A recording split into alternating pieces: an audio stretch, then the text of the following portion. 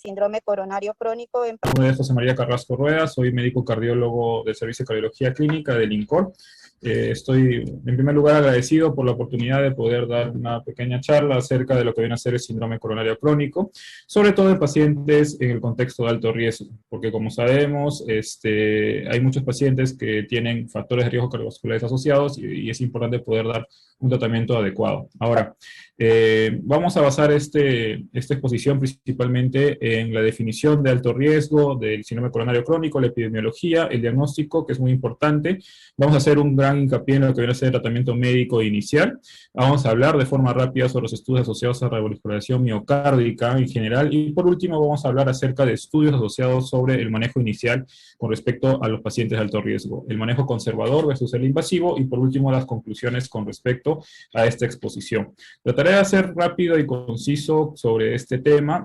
Ahí ya hay mucha información al respecto sobre lo que vienen a ser pacientes con síndrome coronario crónico de alto riesgo, pero lo importante es poder dar una idea global sobre el tipo de manejo que vamos a utilizar y también hablar acerca del tratamiento inicial, si es que es importante revascularizar de inicio, en qué pacientes, bajo qué circunstancias y con qué tipo de tratamiento o qué tipo de pruebas diagnósticas sería importante poder realizar este tipo de procedimiento. Bueno, para empezar tenemos que tener en cuenta que la enfermedad coronaria crónica es un proceso patológico asociado y caracterizado principalmente por la presencia de acumulación de una placa de ateroma dentro de las arterias coronarias. Este tipo de enfermedad, cuando se manifiesta asociada a problemas o sintomatología anginosa, ya hablamos directamente de un síndrome coronario crónico y de manera progresiva y asociado a la presencia ya de un proceso de necrosis o de infarto producido por un tema de una isquemia, ya hablamos de un síndrome coronario agudo, ¿no? Hay que tener en cuenta que dentro de la fisiopatología de la isquemia miocárdica, que se relaciona directamente con el tema del síndrome coronario crónico, es multifactorial, no solamente asociado a la estenosis coronaria crítica, sino también al hecho del proceso inflamatorio, la coagulación y disfunción plaquetaria, la presencia de vasoespasmo y la disfunción tanto endotelial como microvascular. Y todo esto hay que tomarlo en cuenta, ya que nosotros sobresimplificamos el proceso patológico de la enfermedad coronaria crónica, considerando que el resumen es simplemente la presencia de una placa aterosclerótica, cuando sabemos que no solamente es eso, y que también el tipo de clínica y la presentación patológica es muy florida, y se asocia también a la presencia de angina vasoespástica y lo que viene a ser la angina microvascular. Con respecto a la epidemiología, tenemos que tener en cuenta que el síndrome coronario crónico es una de las formas de presentación más prevalentes en las enfermedades cardiovasculares. A nivel mundial sabemos que entre 30 a 40 mil personas por millón tienen angina estable. El 5 a 7% de mujeres lo presentan y estas a mayores de 45 años. Y este número aumenta con respecto a la edad al doble a mayores de pacientes de 65 años. En hombres, las características de prevalencia son muy parecidas, 4 a 7% en pacientes mayores de 45 años y de 14 a 15% en pacientes mayores de 65. Hay que tener en cuenta que dentro del síndrome coronario crónico se calcula que aproximadamente un 35% de pacientes tienen un alto riesgo de presentar un evento isquémico. Y hay que tener también en cuenta de que no solamente se basa en la prevalencia, sino también en el impacto con respecto a la mortalidad a largo plazo. Y sabemos que por año generalmente hay una cantidad de fallecidos o de mortalidad por síndrome coronario crónico de aproximadamente 7.4 a personas, ¿no? Y se tiene calculado, según la Organización Mundial de la Salud, que en el 2030 van a haber 9.2 millones de muertes asociadas a un problema de enfermedad coronaria. Hay que tener en cuenta también que los pacientes mayores de 65 años son el 82% de las cifras de mortalidad asociadas a una cardiopatía isquémica. Con respecto a la definición directamente de alto riesgo, vamos a centrarnos en 3 puntos. Según la guía del 2019, la europea de síndrome coronario crónico, lo basa principalmente en un diagnóstico basado en pruebas funcionales. ¿Por qué hago este hincapié? Porque más adelante vamos a hablar un poco sobre lo que viene a ser la parte anatómica, que es muy importante de mencionarla, y que nos hace cierto cambio con respecto a la supervivencia a largo plazo. Entonces, el diagnóstico de alto riesgo está dado principalmente por pruebas funcionales asociadas a la prueba de esfuerzo, como sabemos, con un score de menos de -11, un test de perfusión de miocardio con una isquemia de más del 10%, y el ecoestrés y la resonancia magnética como alteración de la motilidad, tanto hipocinesia o asinesia inducida por estrés, de más de 3 segmentos a nivel del corazón. Pero no solamente es la única forma de catalogar el alto riesgo, y por este motivo es que es importante poder tener esta definición, ya que nos va a ayudar a poder llevar un adecuado manejo del paciente. Sino que también tenemos que hablar y hacer hincapié sobre el diagnóstico anatómico basado principalmente en la angiotensina coronaria y la angiografía por cateterismo, ¿no? El diagnóstico anatómico principalmente se divide en el diagnóstico por estenosis mayor a 50% del tronco coronario izquierdo, el 50% en el tercio proximal de la arteria descendente anterior, en aquellos pacientes que tienen ya más de 50% en más de 2 o 3 vasos, y por último, en aquellos pacientes que tienen una estenosis mayor a 50% en arterias coronarias únicas, patentes, es decir, que solamente sea la única arteria que se encuentra patente tanto en el lado izquierdo, en el tronco de la coronaria izquierda, como en el lado de la coronaria derecha. Este tipo de diagnóstico varía mucho con respecto a los estudios que se han realizado, y como vamos a ver más adelante, también el estudio isquemia utiliza principalmente la prueba funcional para poder definir a sus pacientes, y esto cambia en gran cantidad las posibilidades de los autos primarios. Y por último tenemos lo que viene a ser la parte clínica, que nos basamos principalmente en la presencia de estenosis coronaria hemodinámicamente significativa, más la presencia de diabetes mellitus, insuficiencia cardíaca congestiva con una FEI menor de 35%, o otras comorbilidades mayores como enfermedad renal crónica, cáncer, etc. Entonces, el alto riesgo en pacientes con síndrome coronario crónico no solamente se basa en el diagnóstico por pruebas funcionales, sino también que tenemos que tener en cuenta las otras columnas, que son la parte clínica y la parte anatómica. Bueno, acá vamos a tener un pequeño resumen rápido y conciso con respecto al diagnóstico de los pacientes con síndrome coronario crónico y cómo vamos a guiar la clasificación de alto riesgo, ¿no? En primer lugar, tenemos que tener en cuenta que la parte de anamnesis y historia clínica del paciente es sumamente fundamental. En segundo lugar, la consideración de comorbilidades y calidad de vida. En tercer lugar, tenemos que realizar pruebas auxiliares como laboratorio, electrocardiograma, ecocarotidia y rayos X.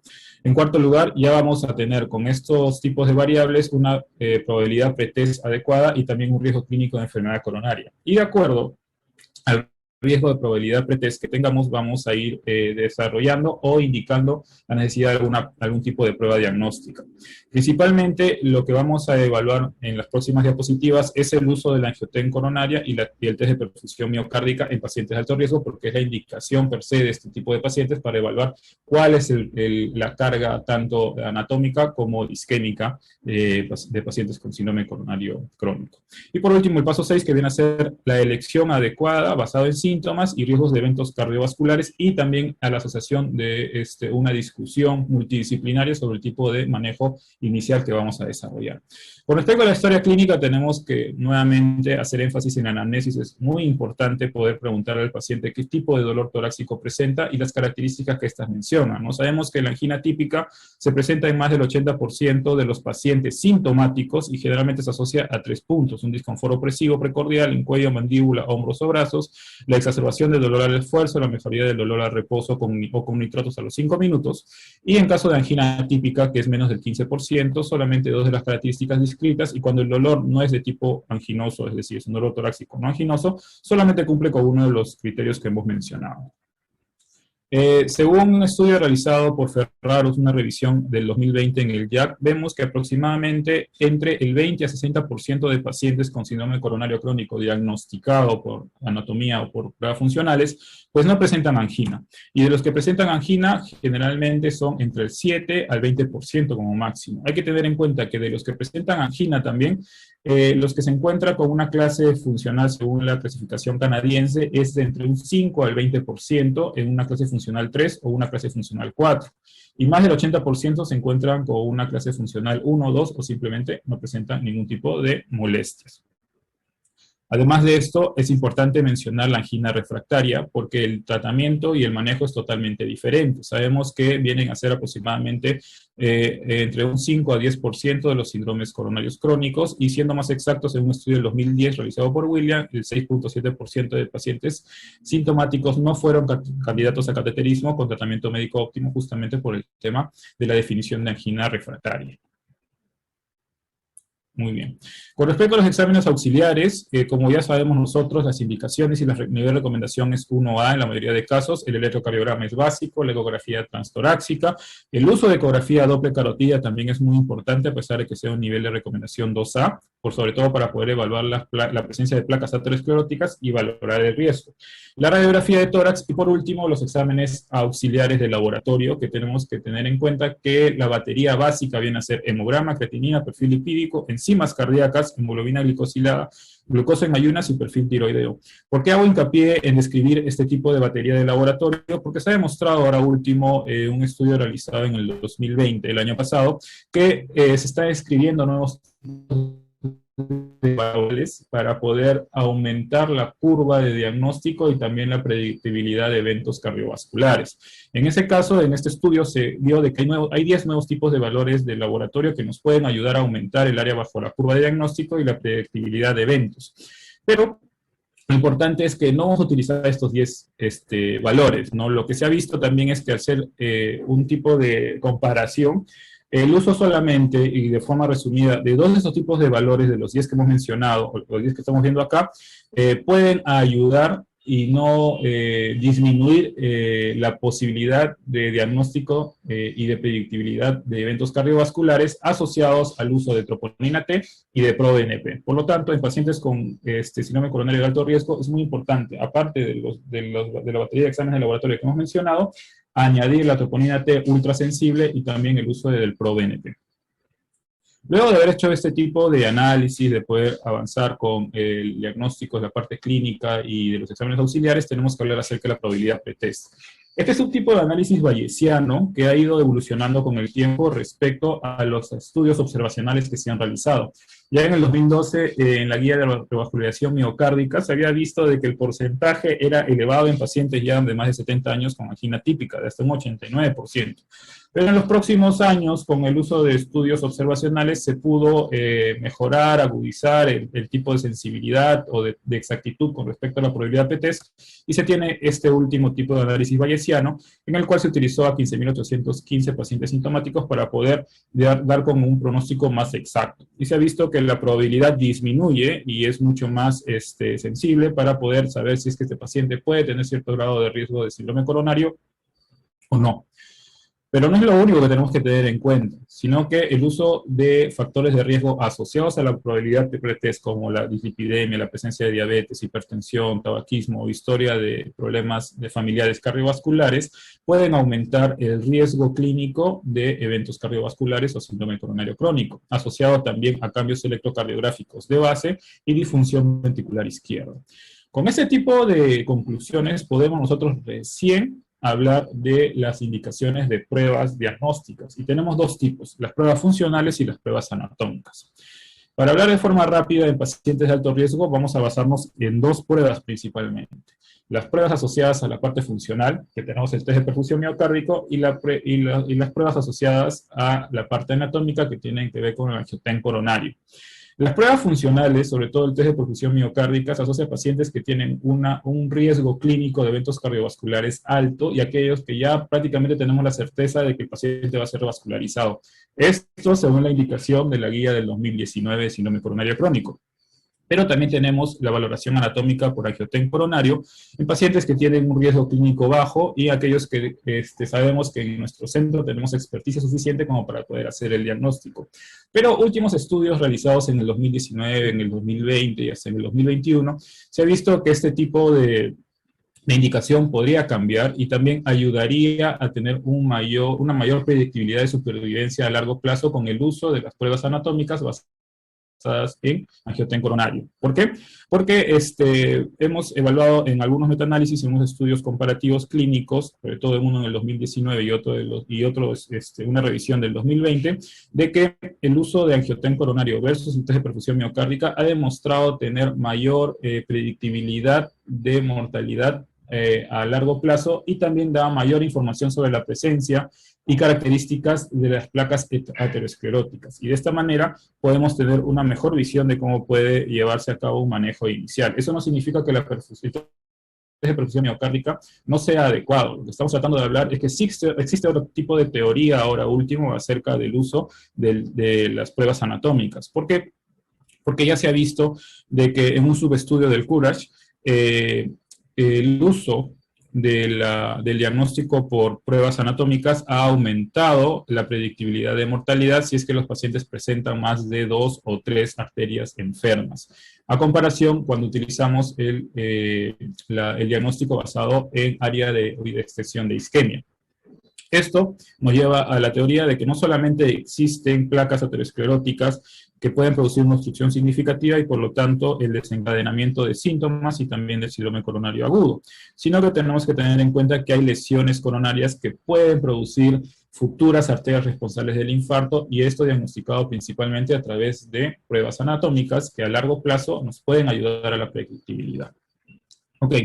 Basado en esto, sabemos que la guía de revasculación miocárdica del 2018 de la guía europea nos da algunas indicaciones para el tema de la indicación de la revasculación miocárdica, ¿no? Entonces, podemos hablar no solamente sobre el uso de las pruebas anatómicas, sino también el uso de las pruebas funcionales y también el uso de algunas pruebas funcionales intracateterismo, como puede ser la reserva de flujo fraccional, que nos va a ayudar a poder indicar al paciente para que vaya a revasculación miocárdica. Ahora, esto no es lo único que tenemos que tener en cuenta, sino es que ya a diferentes guías desde el 2012 sabemos que el manejo de inicio de todo paciente que tiene síndrome coronario crónico y sobre todo de alto riesgo tiene que estar basado principalmente en el tratamiento médico. Eso no excluye en ningún momento el tema de la revascularización miocárdica, sino lo que estamos hablando principalmente es que el tratamiento médico es básico e inicial en estos pacientes. Y vamos a hablar de dos tipos de tratamiento, el preventivo y el sintomático o antianginoso. Vamos a tratar de explayarnos un poquito más en lo que viene a ser la parte sintomática y antianginosa, porque hay muchos estudios que no han demostrado que hay un aumento del beneficio de la mortalidad, de la supervivencia, perdón, pero sí mejora bastante el día de disminución de los eventos tanto asociados a infarto de miocardio como a disminución de angina. Con respecto a la parte preventiva, tenemos que tener en cuenta que la antiagregación plaquetaria es básica. La indicación y el nivel de recomendación es 2BC para pacientes que no han tenido infartos previos y que hay evidencia de estenosis coronaria definida por imagen, sea por anatomía o sea por la parte funcional. El clopidogrel puede prevalecer sobre el uso de la aspirina en pacientes con enfermedad arterial periférica o antecedentes de accidente cerebrovascular o isquemia transitoria aguda. Y hay que tener en cuenta que pacientes que tienen ya cierto nivel de alto riesgo cardiovascular, como por ejemplo enfermedad coronaria multiarterial difusa asociada a diabetes mellitus, infarto de miocardio previo, enfermedad arterial periférica o enfermedad renal crónica, que son justamente nuestros pacientes que tienen alto riesgo, pues se debería de considerar el uso de tratamiento antiplaquetario doble, junto con aspirina, clopidogrel o también otro tipo de medicamentos, como por ejemplo el rivaroxaban, ¿no? Que se ha demostrado tener un buen efecto en pacientes que tienen enfermedad coronaria multiarterial. Listo. Las estatinas pues tienen un nivel de recomendación 1A con el manejo. Hay que tener en cuenta que la meta más importante es disminuir en un 50% el basal del LDL y que se mantenga con unos valores cuantitativos menos de 55 o menor a 40 en aquellos pacientes que hayan tenido un evento cardiovascular en los 2 años previos. Lo primero que tenemos que tener en cuenta es que se da estatinas independientemente del nivel de LDL a todo paciente con síndrome coronario crónico. Si no llegamos a cumplir las metas, aumentamos el uso del ezetimibe y si es que vemos que esto no se puede lograr, vamos a optar por el uso de inhibidores del PCK9, que bueno, se están estudiando recién al momento, tienen un buen impacto con respecto a la disminución del LDL, pero hay que tener en cuenta de que su uso es limitado debido a que no tenemos una evidencia de la seguridad a largo plazo. Luego también el uso del bloqueo del sistema de renina-angiotensina-aldosterona tiene un nivel 1A de recomendación, principalmente asociado al uso de IECAS o ARA2 en caso de que no podamos utilizar IECAS, ¿no? Y sobre todo en pacientes asociados a hipertensión arterial, una función menor al 40%, diabetes mellitus o enfermedad renal crónica. El uso de espironolactona también se puede asociar al tratamiento médico preventivo en síndrome coronario crónico en aquellos pacientes postinfarto con falla cardíaca, una FEI menor al 35% y diabéticos. Y por último, el uso del Entresto, que actualmente se está abordando mucho como parte del pilar del tratamiento médico de falla cardíaca, también se asocia a los pacientes con síndrome coronario crónico, obviamente en aquellos que tienen insuficiencia cardíaca congestiva, sintomática y refractaria de tratamiento médico óptimo. Entonces, bajo estos 3 pilares, tenemos que tener en cuenta que es el tratamiento preventivo y todo paciente debe mantener este tipo de manejo. Lo que vamos a hablar ahora es con respecto al tratamiento sintomático de antianginoso en pacientes de alto riesgo coronario. Entonces, hay que tener en cuenta que el tratamiento médico, si bien es cierto, no disminuye la mortalidad directamente, aumenta la calidad de vida, disminuye el proceso de angina y también disminuye la isquemia inducida por el esfuerzo. Y de esta manera vamos a prevenir los eventos cardiovasculares. El manejo inicial en pacientes con alto riesgo tiene que ser con lo mínimo con 2 medicamentos de base. Pueden ser de primera línea o de segunda línea combinados, ¿no? Sabemos que los de primera línea principalmente son los beta bloqueadores y los calcio antagonistas, y la segunda línea, como vamos a ver, son los nitratos, la ranolacina, la trimetacina y la obradina, que si bien es cierto no han demostrado mucha mejoría por sí solos con respecto a los estudios comparados con placebo, el uso combinado con medicamentos de primera línea pues está avalado.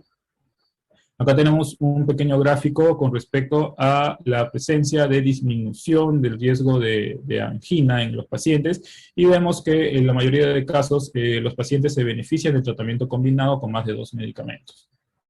Con respecto a los beta-bloqueadores, sabemos que son un tipo de medicamento que se une a la proteína G ligada al receptor beta-adrenérgico, y de esta manera vamos a disminuir la frecuencia cardíaca, vamos a disminuir también el inotropismo, y esto nos va a ayudar a disminuir el riesgo de isquemia y por lo tanto menos angina. Y hay estudios previos que demuestran que la línea de manejo es principal con beta-bloqueadores, sobre todo en pacientes con hipertensión arterial, cardiopatía hipertrófica y taquicardias supraventriculares. Es importante mencionar que está contraindicado en pacientes con angina vasoespástica debido al efecto alfa mediado, y tampoco es útil en pacientes con angina microvascular. Nuevamente acá tenemos un pequeño gráfico con respecto al impacto que va a tener la disminución de la frecuencia cardíaca por beta-bloqueadores con respecto al pronóstico de los pacientes que ya tienen cierto grado de enfermedad cardíaca a nivel de las arterias coronarias, o también de pacientes con falla cardíaca, como estamos viendo aquí, donde se ha demostrado que los beta-bloqueadores en pacientes con FEBI menor a 40% y en aquellos que tienen síndrome coronario crónico ha disminuido el riesgo de mortalidad y de angina inestable al compararlo al grupo placebo. Sin embargo, no se ha visto que sea más efectivo con respecto a la parte de la angina con uso de otros medicamentos. Acá tenemos un resumen también del uso y el impacto que tienen los betabloqueadores en pacientes con FEBI disminuida y síndrome coronario crónico, y en los estudios más importantes relacionados en años pasados, como por ejemplo el CIVIS-1 y el 2, el MERIT, que fue realizado de metoprolol, y el BEST. Luego tenemos los calcio antagonistas, que como sabemos van a bloquear la entrada de calcio al miocito a través del canal de calcio mediado por el voltaje de tipo L. Si bien es cierto no aumentar la supervivencia en síndrome coronario crónico con infarto de miocardio o FEBI disminuida, lo que nos va a ayudar a disminuir la demanda de oxígeno, disminuye la frecuencia cardíaca, aumenta la vasodilatación, disminuye la poscada y disminuye la contractibilidad cardíaca. Hay dos tipos, los dihidropiridínicos y los no dihidropiridínicos. La ventaja de los dihidropiridínicos es que son generalmente selectivos al músculo o el miocito que se encuentra dentro de las arterias coronarias.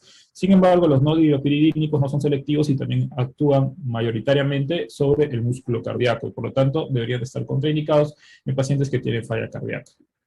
El efecto antianginoso es muy similar a los betabloqueadores. En estudios comparados entre verapamilo y bisoprolol se ha visto de que la disminución de la frecuencia y la presión arterial es muy parecida, y también hemos visto que la supervivencia no ha habido ninguna diferencia significativa en ambos casos, ¿no? Hay que tener en cuenta que a 2 años de estudio se ha visto que la prevalencia de episodios de angina fue menor en el uso de verapamilo versus atenolol. Con respecto al uso del nifedipino, sabemos que es un tipo de dihidropiridínico de acción prolongada, y se ha visto que su terapia combinada con bisoprolol es mucho mayor y también ayuda a disminuir la necesidad de angioplastía e intervención cardiovascular sin la necesidad de disminuir la mortalidad. El amlodipino sabemos que se puede utilizar en pacientes no hipertensos porque ayuda a disminuir el riesgo y la tasa de revascularización miocárdica y hospitalización por angina, y también hay una mayor reducción de angina al esfuerzo comparado con atenolol. Una vez que hemos hablado de los principales medicamentos de primera línea antianginosos en síndrome coronario crónico, tenemos que tener en cuenta que su uso combinado puede darse sin ningún problema, pero tenemos que tener mucho cuidado con el uso del diltiazem y del verapamilo en asociación con los betabloqueadores, sobre todo con el verapamilo. Por lo tanto, se consideraría más recomendable utilizarlo en el uso junto con amlodipino o nifedipino. Luego tenemos los usos de nitratos de acción corta, que vamos a ver que principalmente va a haber una disminución de la precarga, el retorno venoso, el volumen ventricular, y por último, esto va a ayudar a disminuir la demanda de oxígeno y por lo tanto el vasoespasmo coronario, ayudando al efecto de satisfacción o mejoría de la sintomatología anginosa. Está contraindicado en pacientes que tienen estenosis aórtica severa, estenosis mitral, pericarditis constrictiva y cardiopatía hipertrófica obstructiva. En los nitratos de acción prolongada es el segundo línea de manejo con uso de betabloqueadores y calcioantagonistas. Tiene un efecto de taquifilaxia muy importante que puede aumentar la tolerancia en el tiempo y se ha visto de que disminuye en gran cantidad los eventos libres de angina. No se recomienda su uso junto con los inhibidores de la fosfodiesterasa. Si tenemos pacientes que generalmente utilizan sildenafil y nos refieren que tienen dolor torácico, hay que tener mucho cuidado con el uso tanto del Enantam como el del Monit, porque eso puede aumentar el riesgo de hipotensión. La ivabradina, como ya sabemos, se utiliza también en pacientes con falla cardíaca, ¿no? Nos ayuda a disminuir en gran cantidad el riesgo de aumento de la frecuencia cardíaca al bloquear los canales de IFs y de esta manera poder prolongar el tema del uso de de la disminución de la despolarización a nivel del músculo cardíaco. Muy bien. Luego vamos a tener la trimetazidina y la ranulacina, que son medicamentos que se utilizan en algunos pacientes con angina refractaria. Es principalmente utilizado y útil en combinación con betabloqueos como segunda línea, pues aumenta el metabolismo de glucosa y por lo tanto aumenta la producción anaeróbica de ATP y de esta manera disminuye la demanda de oxígeno a nivel del músculo cardíaco. Tenemos que tener en cuenta que está contraindicado en enfermedad de Parkinson y como estamos viendo en estos estudios, pues no ha habido ninguna diferencia con respecto al uso de betabloqueos, pero sí en el uso combinado, pues se ha visto que el impacto a nivel del efecto antianginoso pues es mayor. La ranolacina tiene un efecto muy parecido a la trimetazidina, con la ventaja de que tiene un efecto neutral hemodinámico, útil en cardiopatía hipertrófica y diabetes mellitus asociado al síndrome coronario crónico, y también es útil por el efecto neutral hemodinámico a nivel de los pacientes que tienen episodios de bradicardia e hipotensión. El nicorandil, que también nos ayuda a aumentar la cantidad de óxido nítrico a nivel del músculo cardíaco, aumenta el flujo sanguíneo, la vasodilatación y disminuye el espasmo coronario, y se ha demostrado que reduce la hospitalización, mortalidad cardiovascular e infarto no fatal por angina inestable en pacientes que ya utilizan medicamentos de primera línea. Bueno, eso es todo con respecto al tema del tratamiento médico. Muy importante mencionar nuevamente las dos columnas preventivas y antianginosas. Y ahora vamos a hablar acerca de lo que viene a ser el uso de revascularización y el impacto que tiene al compararla con el tratamiento médico. Y por último, los estudios directamente asociados a lo que viene a ser el alto riesgo. A lo largo del tiempo existen muchos tipos de estudios que se han realizado, tanto estudios clínicos como observacionales, que nos han ayudado a tener una visión más amplia con respecto al uso de tratamiento médico y el impacto que puede tener sobre la mortalidad al compararlo con el tema de la revascularización. Esto obviamente no es absoluto y las conclusiones que tenemos aquí con el tiempo van a variar debido a que ha mejorado bastante el tema del uso de stent medicados, el uso del IFR, del IBUS, que nos puede ayudar en mayor cantidad a mejorar la supervivencia de los pacientes con síndrome coronario crónico de alto riesgo. Uno de los primeros estudios que se realizó fue en el 1992, en un estudio que se basó en dos eventos en 6 meses y en 3 años, y lo que tratamos de ver es el cambio en la tolerancia al ejercicio, la frecuencia de angina y uso de nitratos. Al compararlo directamente la angioplastía con el tratamiento médico. Y lo que se observó es que solamente hubo una mejoría en el tiempo en el ejercicio con respecto a pacientes que habían sido angioplastiados, tanto a los 6 meses como a los 3 años. Luego este estudio, que fue uno de los principales o el que abrió la línea de análisis a los estudios comparativos de tratamiento médico con revascularización, nació el ACME2. El ACME2 lo que hizo fue una comparación entre justamente pacientes que tenían lesiones coronarias biarteriales masculinos en tratamiento de angioplastía versus lo que viene a ser tratamiento médico conservador. Y se observó que no hubo una diferencia significativa con respecto a la frecuencia de angina, tiempo de ejercicio y cambio en estenosis angiográfica. Como tenemos en cuenta, eso es en el 97, recién se está desarrollando de forma adecuada el manejo de revascularización junto con stent de tipo medicados, ¿no? En el estudio más recién, cuando se comenzó a ampliar el uso de stent de tipo medicados, se hizo un estudio en pacientes con una esterosis mayor de 80% uniarterial de la descendente anterior proximal.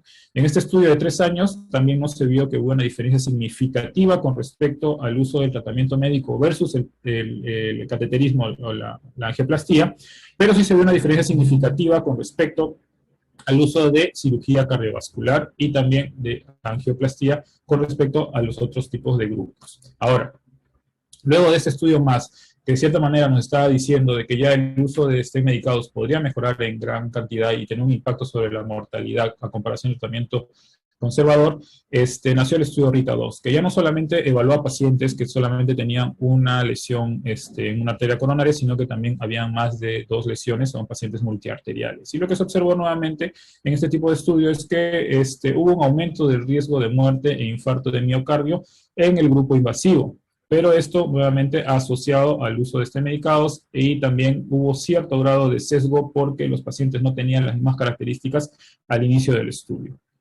Luego de ello, se mejoró el uso del tratamiento médico con estatinas, porque comenzaron a utilizarse las estatinas de alta carga o de alta intensidad, y se vio de que al comparar la angioplastía con el tratamiento médico conservador asociado a torvastatina, tampoco hubo una reducción significativa de eventos isquémicos con respecto al tema de la intervención.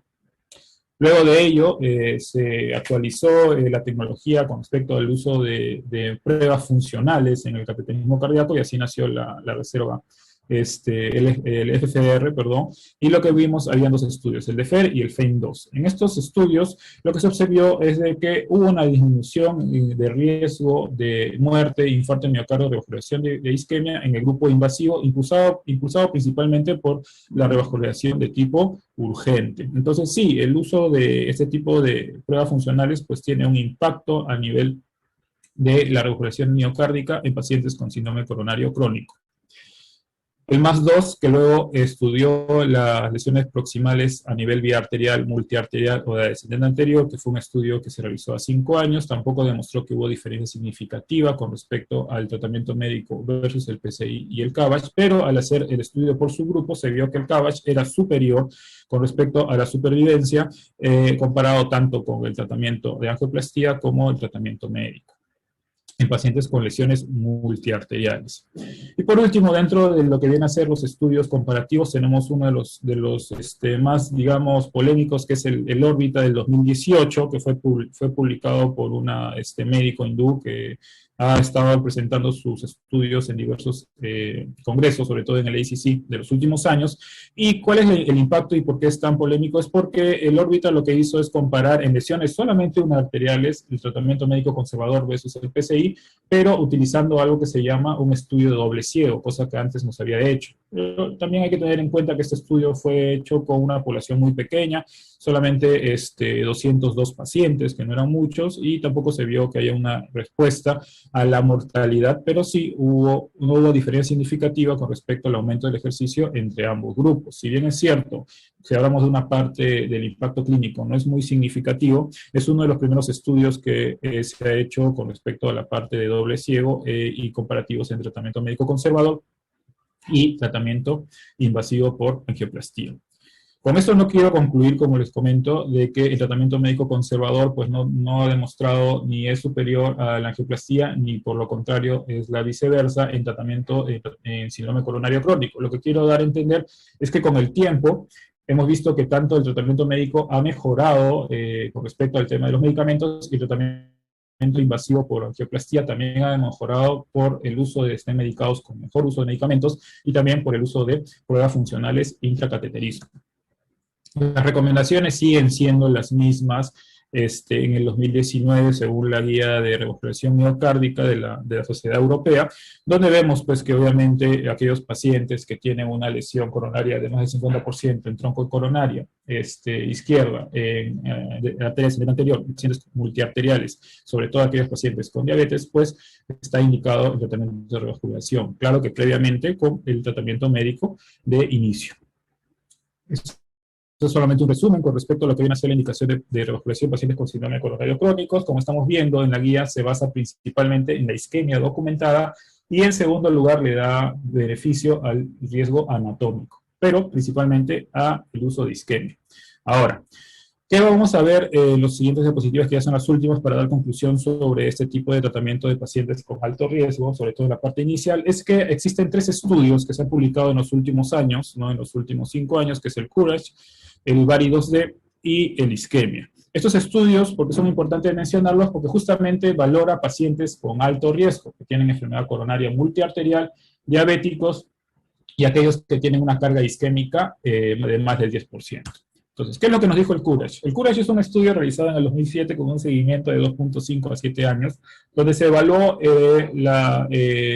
la muerte por todas las causas e infarto no fatal como outcome primario compuesto en 2.287 pacientes con isquemia miocárdica que presentaban infradesnivel del ST y T negativos en EKG al reposo, o una prueba de esfuerzo o ecoestrés positiva, asociado también a una estenosis coronaria mayor a 80% más angina. Hay que tener en cuenta que este grupo de pacientes consideró como criterios de exclusión a los pacientes que tenían una angina CSS4, una insuficiencia cardíaca refractaria, una FEI menor del 50%, una revascularización miocárdica que haya sido hecha a los 6 meses previos y coronarias no angioplastiables que serían considerados como una angina refractaria. Se dividió en 2 grupos. El tratamiento médico aislado, que fueron 1.138 pacientes, y el tratamiento médico asociado a angioplastía de 1.149 pacientes. Con respecto al tratamiento médico, se consideró la antiagregación plaquetaria, el uso de antianginosos y las estatinas. ¿Qué es lo que se observó principalmente? Se observó de que no hubo una diferencia significativa con respecto a muerte e infarto no fatal, como outcome primario, con un valor de P de 0.62 y un hazard ratio de 1, que prácticamente era igual tanto para el grupo de angioplastía como el tratamiento médico, ¿no?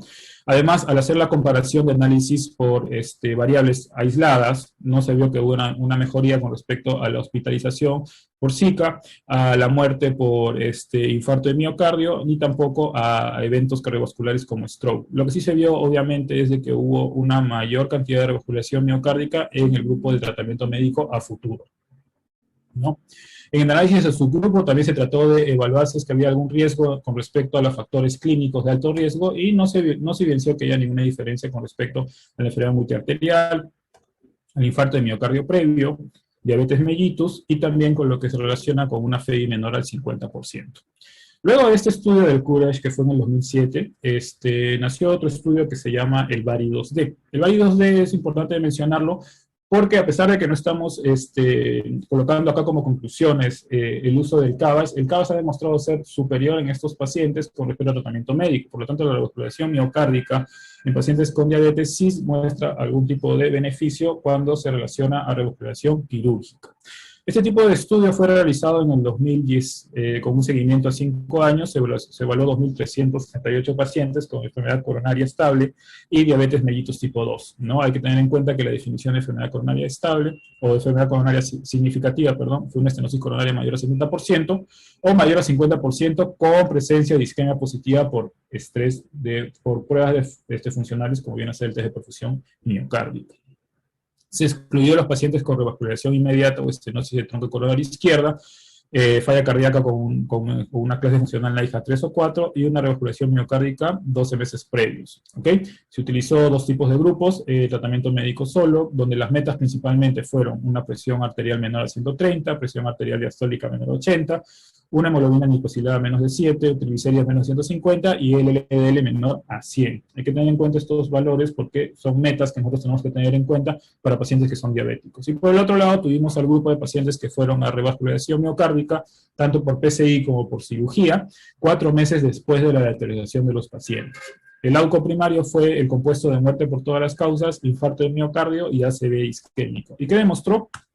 Pues de que sí hubo una disminución del uso de nitratos en pacientes post-revascularizados con respecto al tratamiento médico, pero en el auto primario nuevamente no hubo ninguna diferencia significativa con respecto a la supervivencia y al outcome primario al comparar la revasculación miocárdica versus la terapia médica.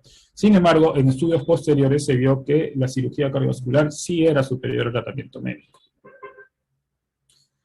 Por último, tenemos un estudio que también ha sido un poco polémico y controversial en los últimos años, que ha producido mucha discusión con respecto a sus conclusiones y el tipo de criterios que utilizó para poder catalogar el infarto y los criterios de isquemia. Entonces, el isquemia es un estudio que ha sido publicado hace poco, en el 2020, donde se utilizó a 5.179 pacientes con isquemia moderada a severa. En el grupo invasivo fueron utilizados 2.588 pacientes y en el grupo conservador 2.591 pacientes, ¿no? Acá tenemos los criterios que se utilizaron para hablar de isquemia moderada a severa, tal como están en las tablas suplementarias del estudio, donde se observó de que nuevamente utilizaron los criterios asociados a los que habíamos visto al inicio de estas diapositivas, con respecto a considerar a pacientes con alto riesgo por pruebas funcionales. El grupo invasivo, pues, fue angiografía los primeros 30 días posterior a la autorización y posterior a revascularización miocárdica, se hizo por PCI o por CABG, y los pacientes que fueron excluidos fueron aquellos pacientes que tenían síndrome coronario agudo, una estenosis de más de 50% del tronco coronario izquierdo, enfermedad renal crónica, fracción de eyección menos de 35%, disnecrosis funcional 3 o 4 y angina refractaria a tratamiento médico. Ahora, ¿qué tenemos que hablar acerca de la isquemia? Es de que el uso del diagnóstico, a la definición de infarto de miocardio, digamos que no fue actualizada con respecto a la última revisión de la cuarta definición del infarto. ¿Eso qué significa? De que no se consideró el uso de troponinas ultrasensibles y también el punto de corte para utilizar las enzimas cardíacas era totalmente diferente con respecto a la que está recomendando las guías actualmente. Y eso, de cierta manera, pues se discute que pudo haber presentado cierto grado de sesgo con respecto al outcome primario, porque sabemos que el outcome primario pues incluye justamente la mortalidad y también lo que viene a ser un infarto de miocardio no fatal. Bueno, la meta en el grupo invasivo era la recuperación completa de la isquemia sobre la anatómica. ¿Por qué esto lo recalco? Porque justamente el isquemia utilizó las pruebas funcionales para poder hablar de un paciente de alto riesgo. Y esto primó para la revascularización con respecto al uso de los criterios anatómicos. Entonces, de manera sencilla para explicarlo, pues estamos viendo que si el paciente tenía una isquemia positiva o una prueba de isquemia positiva, pues el paciente iba a cateterismo, ¿no? Y para poder revascularizarlo, teníamos que tener una prueba de isquemia positiva con una estenosis de más del 50% de las arterias coronarias. Si es que el paciente tenía una lesión de menos de 50%, iba para prueba funcional por FFR intracateterismo, y si veíamos que la lesión era de menos de 0.8, pues iba a angioplastía. Si el paciente no tenía isquemia, si se dan cuenta, acá utilizamos un corte de 80% de estenosis para considerar revascularización y el uso nuevamente del test de FFR, intracateterismo.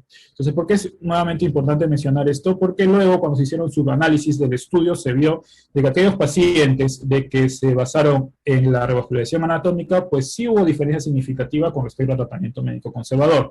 Pero si vamos directamente con este estudio, pues, ¿qué es lo que observamos? Observamos directamente de que no hubo diferencia significativa con respecto al outcome primario, que era muerte por todas las causas, infarto de miocardio no fatal y hospitalización, y tampoco en los outcomes secundarios asociados a infarto de miocardio, que como sabemos se utilizó una definición un poquito desactualizada, a muerte por todas las causas y también a muerte cardiovascular o infarto de miocardio. En los subgrupos, lo que se trató de observar también es que si el uso de isquemia severa pues demostraba algún tipo de beneficio con respecto al uso de tratamiento invasivo, no hubo ninguna diferencia. Diabetes mellitus tampoco hubo ninguna diferencia. La presencia de angina en los últimos 3 meses tampoco hubo ninguna diferencia. Y enfermedad coronaria multiarterial tampoco hubo ninguna diferencia con respecto al tratamiento invasivo versus el conservador. Otra cosa que también es importante mencionar es que se está quedando como que en el umbral, o digamos así, en el limbo, la indicación de revascularización en pacientes que tienen una enfermedad coronaria severa en la arteria descendente, en la parte proximal. Y también se vio de que no hubo ninguna diferencia significativa con respecto al tratamiento médico invasivo versus el conservador. Lo que sí se vio en un subgrupo de estudio de estos pacientes es que pacientes que iban a tratamiento médico invasivo por revascularización, pues demostraron de que había una disminución de la presencia de angina, y al hacer una proyección en el tiempo, también se observó de que aquellos pacientes que fueron revascularizados durante los 30 primeros días tenían un riesgo de angina disminuido o menor significativamente con respecto al tratamiento conservador. Bueno, entonces, en conclusión, hasta estos estudios hemos visto de que en pacientes de alto riesgo, pues sí hay cierto beneficio del uso de la revascularización miocárdica, ¿no? Sobre todo en el BARI2, que pacientes con diabetes mellitus y enfermedad coronaria multiarterial, pues se había beneficiado el uso de cirugía cardiovascular. En el isquemia no hubo diferencia significativa en el tratamiento invasivo versus el tratamiento conservador. Sí hubo mejoría de la angina, pero no con respecto al tema de la mortalidad. Y esto principalmente porque hemos utilizado, digamos que, el diagnóstico por pruebas funcionales y, en segundo lugar, el diagnóstico basado en criterios desactualizados con respecto al infarto de miocardio. Este año se publicó un nuevo estudio, un ensayo clínico aleatorizado que ha, digamos, que también causado cierta polémica porque está demostrando justamente lo contrario que ha demostrado el isquemia. Pero lo importante de este estudio realizado por Bain y colaboradores es de que ellos utilizaron el alto riesgo basado en pruebas anatómicas. Y en este caso utilizaron los pacientes que tenían una enfermedad coronaria multiarterial con más de 70% o tronco de coronario con más de 50% detectado por angiografía y en algunos pacientes por tomografía coronaria. Se evaluó pacientes en dos grupos, el grupo de tratamiento médico óptimo aislado, antegrasión plaquetaria más estatina más anginosos, versus la revascularización miocárdica por CABG y por PCI, dentro de los primeros 3 meses post-angiografía. Se hizo un seguimiento a 6 años, donde el AUCO primario fue el compuesto de muerte y infarto de miocardio. Y solamente aquí los criterios de exclusión fueron pacientes que fallecieron dentro de los primeros 3 meses, ¿ya? De cierta manera eso puede variar un poco la intención a tratar del estudio, pero también tenemos que tener en cuenta que para tener una validación externa mayor, pues no se consideró los otros valores que hemos utilizado antes en los estudios previos, ¿no? Como era, por ejemplo, los pacientes que tenían una enfermedad de tronco coronario más del 50%, pacientes que ya habían tenido un infarto previo en los últimos 2 años, pacientes revascularizados previos, pacientes que tenían Zika en los últimos 3 meses. Entonces, aquí se los incluyeron de cierta manera. ¿Y qué es lo que se demostró? En primer lugar, de que las características basales de los pacientes ya demostraban diferencias significativas justamente porque no hubo tantos criterios de exclusión en estos pacientes y se trató de hacer una validez externa mayor. Se vio de que los pacientes que fueron al grupo de tratamiento conservador tenían un promedio de edad mayor. La mayoría de pacientes tenía un IMC un poquito mayor. El porcentaje de pacientes con dislipidemia y diabetes mellitus fue mayor en tratamiento conservador. Los pacientes con infarto de miocardio previo y falla cardíaca también fue mayor en los pacientes con tratamiento conservador. Y lo que estábamos viendo que también el porcentaje de pacientes que fueron a diálisis y con una creatinina, un porcentaje de creatinina alto también fue aumentado prevalente en los pacientes con tratamiento conservador.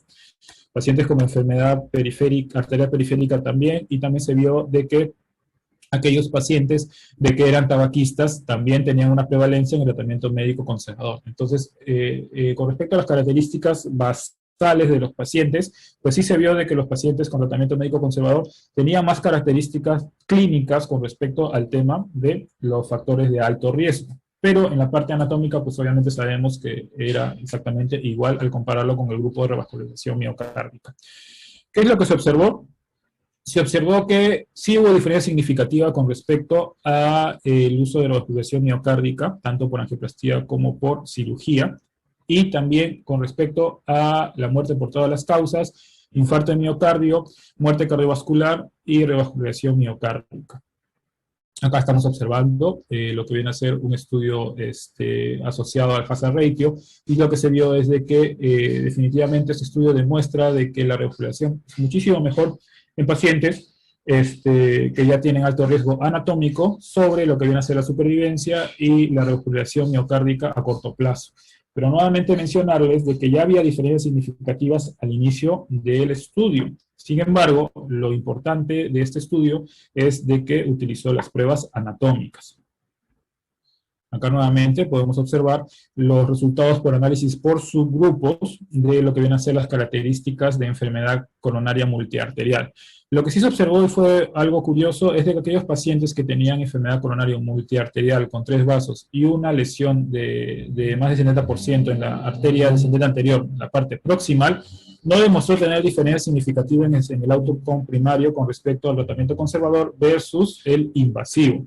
Es el único grupo, o el único subgrupo que demostró de que no tenía diferencias significativas, pero después si vemos que los multiarteriales con lesiones de estenosis de más del 90%, 95% en cualquier arteria coronaria, o aquellos pacientes que tenían ya enfermedad de tronco o tenían una lesión proximal de la descendente anterior de más del 95%, pues sí tenían diferencias significativas. Entonces, por último, nuevamente nos vamos a basar en los criterios de isquemia documentada, vamos a utilizar los criterios de riesgo funcionales para poder ver si es que el paciente va o no va a revascularización miocárdica.